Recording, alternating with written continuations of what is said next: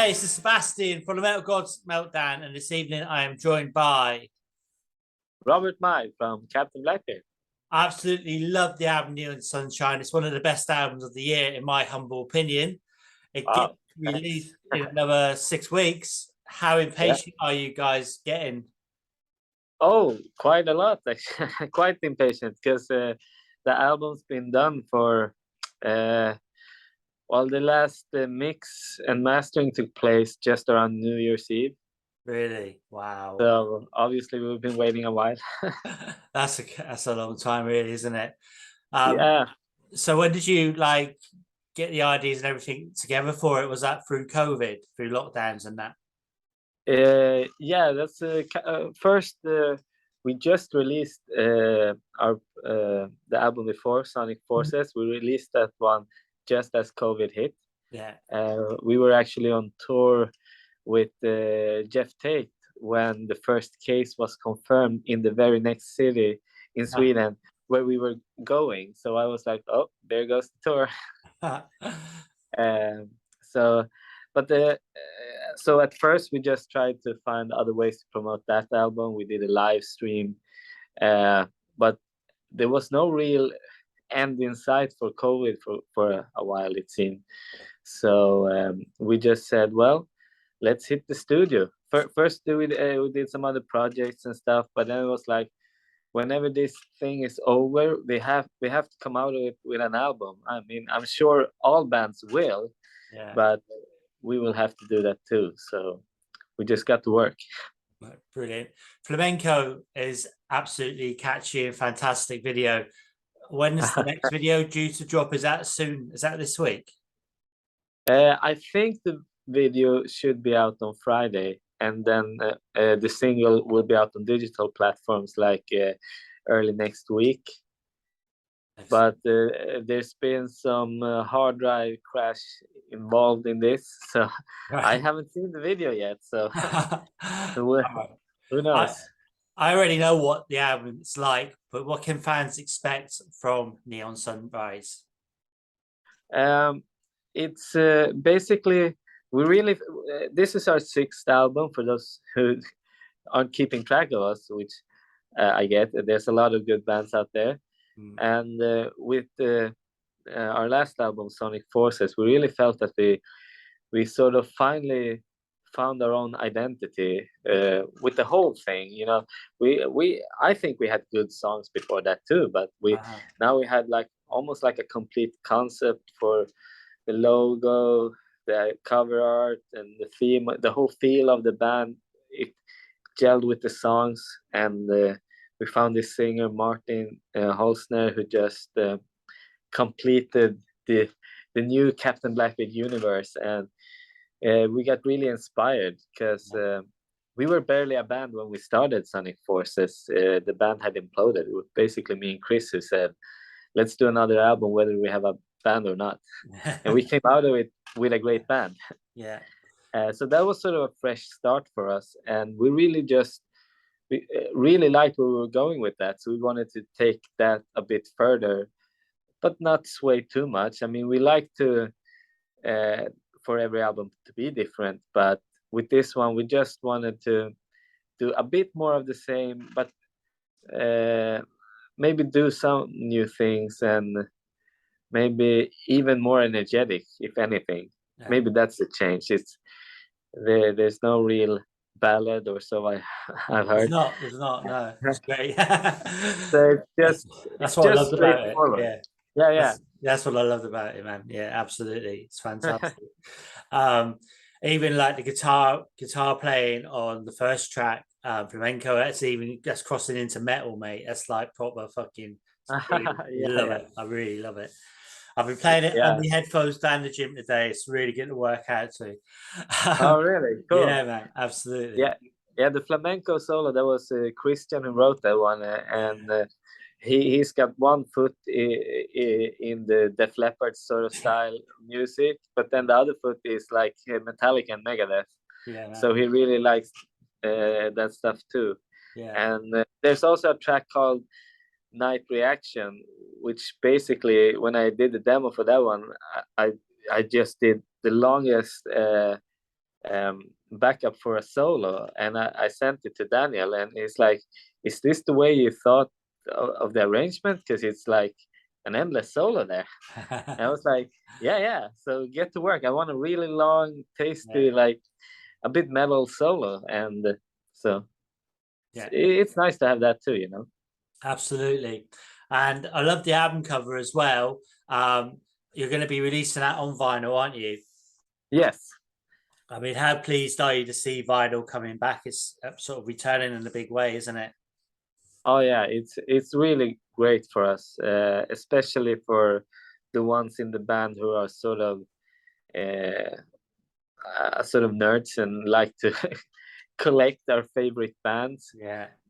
For us, it's really magical to have our own vinyl, and this is the third album we release as a vinyl, but it's the first time that we actually have the record label backing us in that. We've done 2 previous albums by ourselves to do the printing and everything, but this time the label was 100%, yes, we're going to do a vinyl.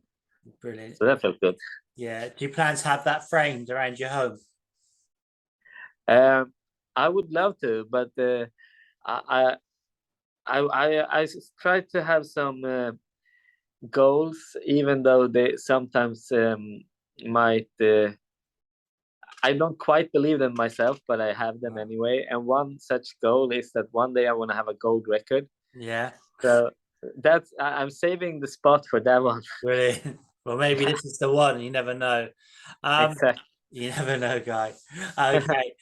Also, I understand your music's going to be featured on a horror movie as well. Is that with tracks from the new album or from previous albums? It's from the title track from our former album, Sonic Forces. Right. And that was just a happy accident. The guy who did the movie stumbled upon our music on iTunes, I believe, and sent us a message out of the blue. So it wasn't anything we sort of pursued, but we were all thrilled about it. So brilliant. That's brilliant. Okay. So can you tell us about plans for the rest of the year? I mean, you were on tour recently, or you've just been playing shows here and there? Yeah, we've been it's difficult during the summer because everybody has families and the schedules are never in line. So me and Chris started last summer and this summer to always meet up at his summer cabin to write songs. So basically the next album is basically written already. Right. So we've done that. And then this week we're going to Hamburg for a really cool festival called Indoor Summer. Right. Which features all the great melodic rock bands from Scandinavia that you can think of, and then some from other countries as well. Right. And then we got 2 dates in Finland, and then I'm gonna be on vacation for a month. Right. And then when I come back, we're doing a release party, and then we're looking at tours soon after the New Year. Excellent. And we were just announced for a festival in Denmark in May. A really cool one. Oh wow, Nordic. That's awesome. And do you hopefully try and get over to the UK as well? Yes, UK has been like a favorite place for us to visit. We played the Hard Rock Hell 3 times. Yeah, and we always try to do a couple of shows around that. But so yeah, we were trying really hard to put together a tour with Houston actually to go do a couple of dates in the UK. But the schedule became too hard to sort. You know, we were looking at dates that were too close, and it became very stressful. So we said we'll look at it after New Year's and see if we can do something. Well, hopefully you get invited back to Hard Rock Hell. Probably not this year, probably next year. I would have thought now, because I don't know if they've got all booked up, but yeah, that'd be good. Absolutely. Yeah. Okay. So going back in time, can you remember the first time you were ever on stage? Your first ever performance with Captain Blackbeard and how it felt? Oh yeah, I remember that vividly, despite a couple of drinks, because it was Halloween 2009. It was a big year for me in general, and I joined the band. There was this band with these three guys who they only got together to rehearse, but they didn't have any sort of major goal or anything. And I came to audition with them, and I told them like, if you want to, I have some free studio time, and I can set up a gig in 2 weeks because my other band is playing, and we could do it together with them. So that's when we took the band name. We got in the studio and did a demo. We got the logo, and we got out there and played. So it was almost like I forced my way into the band, because I had all these ideas, and it was like they just got on board, and we went with it.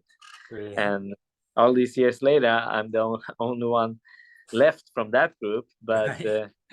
that's why I say we sort of reborn, and but yeah, that was a great gig. So I played with two bands, and it was a Halloween party, and was a fun thing about the gig was we didn't have enough songs for our running time, so we played all our originals. Then we did Paranoid by Black Sabbath, Run to You by Bryan Adams, and we got so many friends there, and they demanded a encore. So our drummer did a drum solo for an encore. Wow, that's brilliant. That's so cool. Yeah. Right. So if you could have 3 bands to go on tour with you, dead or alive, who would you choose? I definitely choose a live band. Yeah. But well, my favorite band is Kiss, because they got me into this to the music to begin with. So I would not miss a chance to do that. And then after Kiss, I mean, it's so many to choose from. I'd love to go with. I always like to play with my buddy Danny from Weapon UK. We know a lot of the guys from Heat or Night Flight Orchestra, so and we like their music. Then of course, yeah. Oh, it's very difficult to pick 3, but Right. Europe. I'd love to play with Europe. I grew up listening to Europe too, and So they're fantastic. They're just fantastic, aren't they? They're just like, I remember when Final Countdown came out, and they were like one-trick ponies, but since then, man, they've just developed, and their albums, like The Last Look at Eden, all that, brilliant. Seen them a few times, they're fantastic, absolutely amazing, absolutely. So who in your eyes then is the ultimate rock or metal god? Well, and that's also a difficult one, because there's so many. But for me, it sort of started out with Gene Simmons, but then I quite quickly leaned toward Ace Frehley. And now that I'm a bit older and don't think that the rock star attitude is cool with drinking and drugs, I think it's kind of silly. I admire work ethic more. Yeah. So now I'm sort of back to Gene Simmons. Right. I still love Ace Frehley. Yeah. I mean, great. But as someone to look up to, it's certainly Gene is one step ahead. Absolutely. So can you tell us why we should check out Neon Sunrise? Well, it's just for me, it's just a great album, and we put a lot of energy on the songwriting to get really infectious hooks. So it's one of those albums where you can hum along to the melody immediately, I hope. And it's also, we try to always project fun and good times in our music. Even if a song is a bit hard, we don't we do band photos where we look angry, like it's our music is supposed to be fun, and hopefully you can hear it and you can see it in the cover, in the band photo, in the videos. So it's party music. Absolutely. 100%. So if you like fun, check it out. 100%. 100%. Okay, so can you give me 4 words then to describe Captain Blackbeard? We actually had a phrase from the very first demo. We called it melodic kick-ass rock. So that's 4 words for you. It is. It is. Okay. Right. Now, next bit's a quick fire round. So it's 5 questions. Yeah. So the Yeah. first one, vinyl or digital? Vinyl. Okay. Small intimate gig or festival? Festival. Meatballs or beer? Beer. Saint or sinner? Ooh, sinner. All the good stuff is sins. Yeah, man. And the last one is ABBA or Hammerfall? Ooh, that's way more difficult because they're both good, but I don't really listen to any of them. But I suppose maybe I have to go classic and go with ABBA there. Yeah. Brilliant. Okay, so thanks so much for your time this evening. Do you have any final words for your fans, our viewers, and listeners? Well, I suppose most of your audience might be from the UK, and we've had a good relationship with the UK. It seems like even though a lot of bands come from Scandinavia, it sometimes feels like the audience is in the UK and Germany, and we played a lot in the UK. We always have a good time, and I hope your listeners check out the album and give us reasons to come back, because we really want to.